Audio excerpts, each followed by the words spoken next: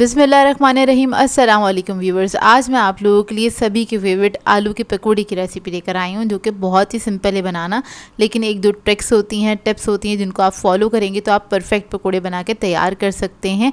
इसी तरह फूले फूले पकौड़े आप लोगों के भी बनेंगे अगर आप इस रेसिपी को फॉलो करेंगे। तो इस वीडियो को लास्ट तक ज़रूर देखिएगा। अगर आप मेरे चैनल पर नए हैं तो मेरे चैनल को सब्सक्राइब करें, साथ साथ ऑल नोटिफिकेशन को क्लिक करें। इससे आने वाली मेरी हर नई वीडियो की नोटिफिकेशन आपको सबसे पहले मिलेगी। वीडियो अच्छी लगे तो लाइक एंड शेयर करना ना भूलें। तो चलिए ये वीडियो स्टार्ट करते हैं। तो इसके लिए मैंने 2 अदद आलू लिए हैं बड़े साइज़ के, उसको मैंने छील लिया था। और उसके बाद क्या करेंगे, हम इसको स्लाइस कर लेंगे। तो यहाँ पर मैं स्लाइसर की मदद से इसको स्लाइस कर रही हूँ, लेकिन आप लोग चाहें तो नाइफ़ की मदद से भी इसको स्लाइस कर सकते हैं। बस आपने थिन स्लाइस करना है और इक्वल स्लाइस होने चाहिए, तभी आपके पकोड़े अच्छे बन के तैयार होंगे। यानी कि अगर एक साइज़ के सारा स्लाइस हुआ होगा सब आलूओं को, तो वो जल्दी जल्दी भी बन के तैयार होंगे, उनका कुकिंग टाइम भी सेम होगा। तो देखिए इधर मैंने इसको स्लाइस कर लिया है और ये इतने थिन होने चाहिए।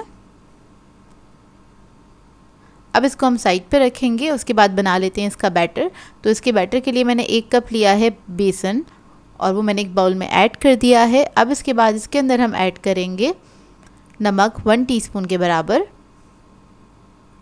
कुटी हुई लाल मिर्च ऐड करेंगे इसके अंदर 1 टीस्पून, धनिया और ज़ीरा ऐड करेंगे इसके अंदर मोटा मोटा कुटा हुआ 1.5 टीस्पून के बराबर,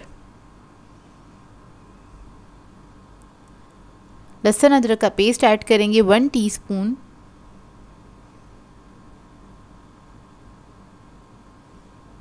हल्दी पाउडर ऐड करेंगे इसमें 1/2 टीस्पून,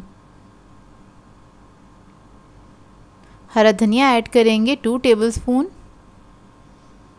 और थोड़ा सा इसके अंदर सोडा ऐड करेंगे, बेकिंग सोडा 1 पिंच के बराबर, यह ऐड कर देंगे। अब इसके अंदर थोड़ा सा पानी ऐड करेंगे और इसका एक थिक सा बैटर बना लेंगे। आपने थोड़ा थोड़ा करके ही पानी ऐड करना है इसके अंदर, और इसका बैटर ज़्यादा थिन नहीं होना चाहिए। बस इतना रखिएगा कि आलू का जो स्लाइस है आप इसको इसके अंदर डिप करें तो अच्छे से इसके ऊपर कोटिंग आ जाए, लेकिन पतली सी आए, ज़्यादा थिक नहीं आए। ज़्यादा थिक आएगी तो क्या होता है कि वो अच्छे से फ्राई नहीं होते, अंदर तक कच्चे रह जाते हैं या फिर वो खाने में अच्छे नहीं लगते। मतलब एक थिन सी लेयर होनी चाहिए इसके अंदर। तो देखिए इतना थिक होना चाहिए। अब हम आलू के पकोड़े बनाना स्टार्ट करेंगे। तो इसके लिए मैंने आलू के स्लाइस ले लिया, इसको आपने डिप करना है और एक एक करके ही आपने डिप करना है। आलू के स्लाइसेस जो हैं आपने बेसन के अंदर नहीं डालने, नहीं तो बेसन बहुत ज़्यादा पतला हो जाएगा। बस एक स्लाइस उठाइएगा, वो आपने डिप करना है, हल्की सी कोटिंग बस इसके ऊपर लग जाए। उसके बाद आपने गरम तेल में इसको डाल देना है और इसको डालने के बाद आपने छोड़ देना है जब तक हल्का सा कलर नहीं आ जाता एक तरफ, जब तक आपने इसको टच नहीं करना है। तो बस यहाँ पर मैं इसी तरह से आलू इसके अंदर डाल दूँगी। जब हल्का सा कलर आ जाएगा उसके बाद आपने इसको टर्न कर देना है इस तरह से। तो देखिए कितने फूले फूले बन रहे हैं।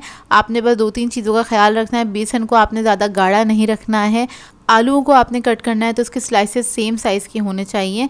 इसके अलावा आलू को आपने ना ही पानी में डिप करना है ना ही और कुछ करना है, बस आपने आलू के स्लाइसेस करने हैं, बैटर में डिप करना है और फ़ौरन से इसको फ्राई कर लेना है।